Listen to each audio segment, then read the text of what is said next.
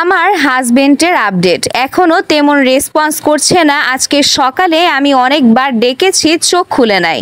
Life সাপোর্টে আছে, ডক্টররা চেষ্টা করছেন, একটু স্টেবল হলে দেশের বাইরে নেয়ার কথা চলছে। এমন একটা পোস্ট গতকালকে শেয়ার করেছেন সানভিজ বাই তনি। দেশের আলোচিত নারী উদ্যোক্তা রোবায়েত ফাতেমা তনির স্বামী শাহাদাত হোসেন অসুস্থ হয়ে লাইফ সাপোর্টে ভর্তি আছেন।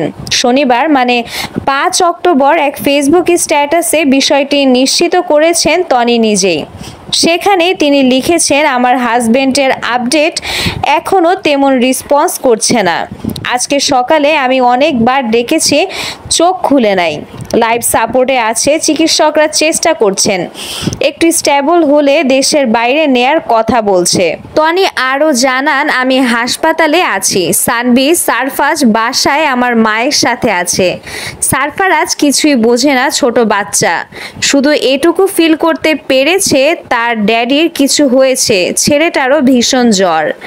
সবশেষে তনি বলেন, আমার শুভাকাঙ্ক্ষী যারা আমার হাজবেন্ডের খবর নিতে কল বা টেক্সট দিচ্ছেন সবার কাছে কৃতজ্ঞতা প্রকাশ করছি। আমি কথা বলার মতো মানসিক অবস্থাতে নেই। আল্লাহ ছাড়া এই বিপদ থেকে কেউ উদ্ধার করতে পারবেন না। সবাই আমাদের সকল ভুল ত্রুটি ক্ষমা করে আমার হাজবেন্ডের জন্য দোয়া করবেন। প্রসঙ্গত তনির স্বামী একজন সফল ব্যবসায়ী। যদিও তাদের দুজনের বয়সের ব্যবধান নিয়ে সামাজিক যোগাযোগ মাধ্যমে প্রায়শই কটাক্ষের মুখে পড়েন এই নারী উদ্যোক্তা। এসবের জবাবও দিয়েছেন তিনি।